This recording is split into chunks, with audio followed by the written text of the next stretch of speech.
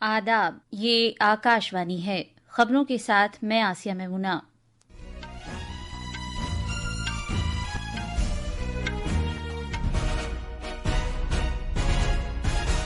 वजीर आजम नरेंद्र मोदी ने कहा है कि हुकूमत का मंत्र है कि रियासतों की तरक्की से ही भारत को एक तरक्की याफ्ता मुल्क बनाया जा सकता है।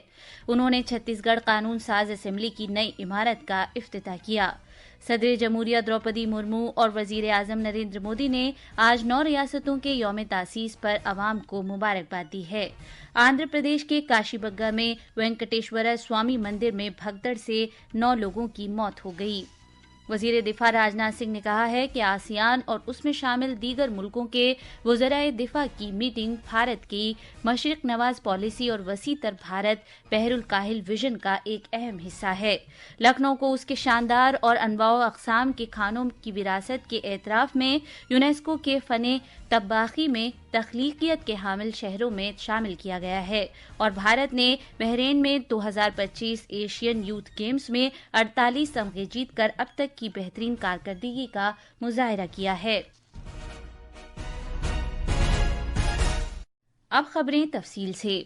वजीर आजम नरेंद्र मोदी ने छत्तीसगढ़ के अपने दौरे के दौरान आज नया रायपुर में ब्रह्मा कुमारीज के शांति शिखर का इफ्तिताह किया, जो रूहानी तालीम, ध्यान और सुकून हासिल करने का एक जदीद मरकज है। इस मौके पर इजहार ख्याल करते हुए वजीर आजम ने कहा कि मुल्क की तरक्की रियासतों की तरक्की से मरबूत है। उन्होंने मजीद कहा कि इसी मंत्र के तहत हुकूमत भारत को एक तरक्की याफ्ता मुल्क बनाने के लिए पुरअज़्म है। वजीर आजम ने कहा कि ब्रह्मा कुमारीज जैसी तंजीमों का इस मकसद के हुसूल में नुमायां रोल है। जनाब मोदी ने कहा कि ये मरकज बातों के बजाय मुआशरे की खिदमत पर यकीन रखता है। उन्होंने यकीन जाहिर किया कि ये मरकज आने वाले वक्त में आलमी अमन के लिए बामानी कोशिशों का एक अहम प्लेटफॉर्म साबित होगा। Shanti Shikhar academy for a peaceful world, मैं कह सकता हूं आने वाले समय में संस्थान विश्व शांति के सार्थक प्रयासों का प्रमुख केंद्र होगा। मैं आप सभी को और देश विदेश में ब्रह्मा कुमारी परिवार से जुड़े सभी लोगों को इस सराहनीय कार्य के लिए अनेक अनेक शुभकामनाएं देता हूं। इससे कबल वजीर आजम ने नया रायपुर में श्री सत्य साई संजीवनी अस्पताल का मुआयना किया, जहां उन्होंने दिल की बात प्रोग्राम के तहत तकरीबन 2500 बच्चों से बातचीत की। ये बच्चे पैदाइशी तौर पर दिल की बीमारियों में मुब्तला थे, जिनका इलाज इस अस्पताल में मुफ्त और कामयाबी से किया गया है। इस मौके पर वजीर आजम ने बच्चों को गिफ्ट ऑफ लाइफ सर्टिफिकेट से भी नवाजा। रायपुर में अपने कयाम के दौरान वजीर आजम आज छत्तीसगढ़ रियासती असेंबली की नई इमारत का इफ्तिताह भी करेंगे और इसके अहाते में साबिक वजीर आजम और भारत रत्न आजहानी अटल बिहारी वाजपेयी के मुजस्समे की नकाब कुशाई करेंगे। सदर जमहूरिया द्रौपदी मुर्मू और वजीर आजम नरेंद्र मोदी ने आज 9 रियासतों आंध्र प्रदेश, छत्तीसगढ़, हरियाणा, कर्नाटक, केरला, लक्षद्वीप, मध्य प्रदेश, पंजाब और पुदुचेरी के यौम तासीस के मौके पर वहां के अवाम को मुबारकबाद दी है। एक सोशल मीडिया पोस्ट में सदर जमहूरिया ने कहा कि इनमें से हर खित्ते ने मुल्क की तरक्की में नुमायां ताउन किया है। उन्होंने ये भी तमन्ना की कि ये रियासतें और मरकज के जेर इंतजाम इलाके अपनी तरक्की के सफर में नई मंजिलें तय करते रहें। सदर जमहूरिया ने इन रियासतों के लोगों की खुशहाली और बहबूद के लिए अपनी नेक ख्वाहिशात का इजहार भी किया। बिहार में सियासी पार्टियां पहले मरहले के असेंबली इंतखाबात के लिए वोटरों को रागिब करने के लिए आखिरी कोशिशें कर रही हैं। पहले मरहले की पोलिंग इस महीने की 6 तारीख को होगी। एनडीए और महागठबंधन के रहनुमा एक दूसरे पर इल्जाम आयद कर रहे हैं और अपने अपने उम्मीदवारों की हिमायत के लिए रैलियां कर रहे हैं। लोक जनशक्ति पार्टी रामविलास के सदर और मरकजी वजीर चिराग पासवान ने कहा कि हर जगह एनडीए की लहर है और इस मर्तबा भी एनडीए की सरकार बनेगी। उन्होंने कहा कि महागठबंधन मुनकसिम है जबकि एनडीए मुत्तहिद है। यूनाइटेड एनडीए और डिवाइडेड महागठबंधन हम लोग को वो एक एक्स्ट्रा लीड देगा जो शायद हम लोगों के संज्ञान में नहीं थी। हम लोग ये जरूर मान के चल रहे थे कि हम लोग 250 तक आराम से हम लोग टच करेंगे, बट अब ऐसा लग रहा है कि कई ऐसी सीटें हैं because of this so called friendly fight, उसमें हम लोग को वॉकओवर भी कई जगह पे मिलेगा। पटना में मीडिया से बात करते हुए बीजेपी के रुकने पार्लियामेंट मनोज तिवारी ने एतमाद जाहिर किया कि एनडीए इत्तेहाद बिहार में सरकार बनाएगा।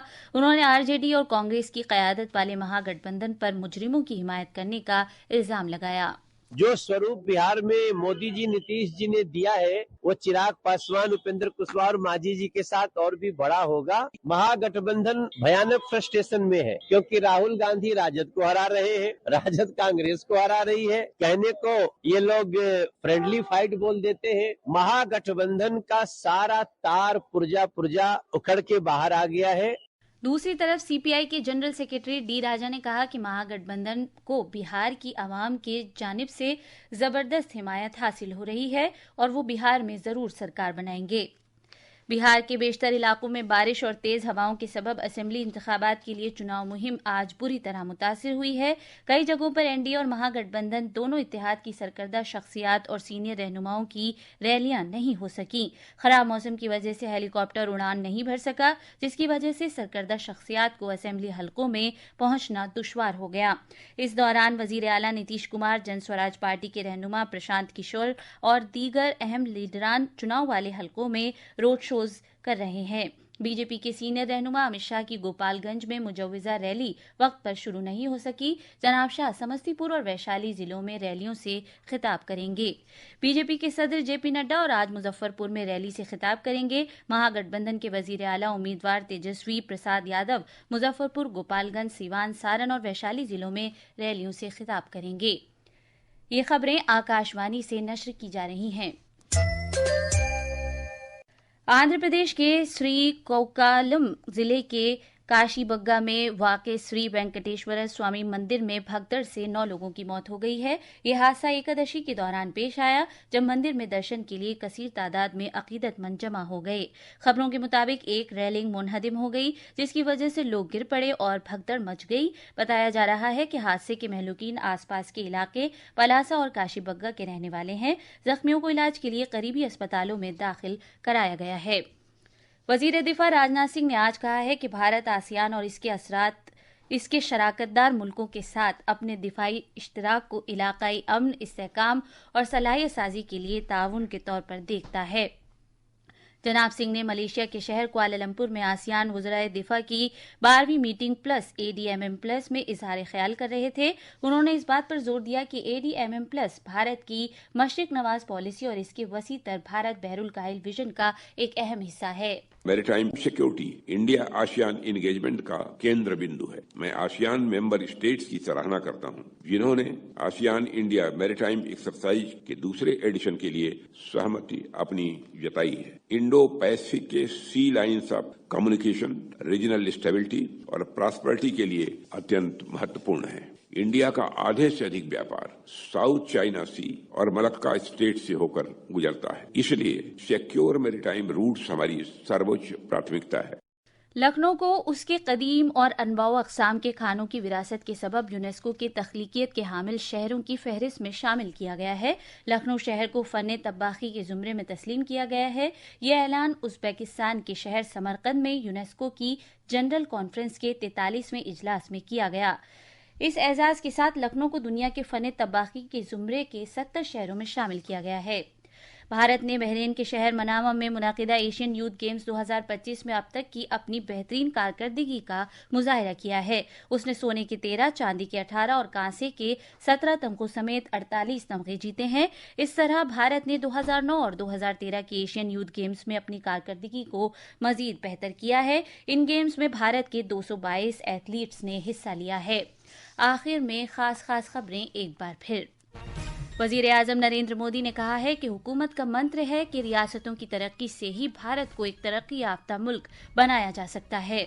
उन्होंने छत्तीसगढ़ कानून साज असेंबली की नई इमारत का इफ्तिताह किया।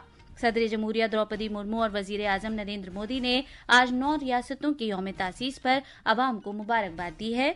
आंध्र प्रदेश के काशीबग्गा में वेंकटेश्वर स्वामी मंदिर में भगदड़ से 9 लोगों की मौत हो गई।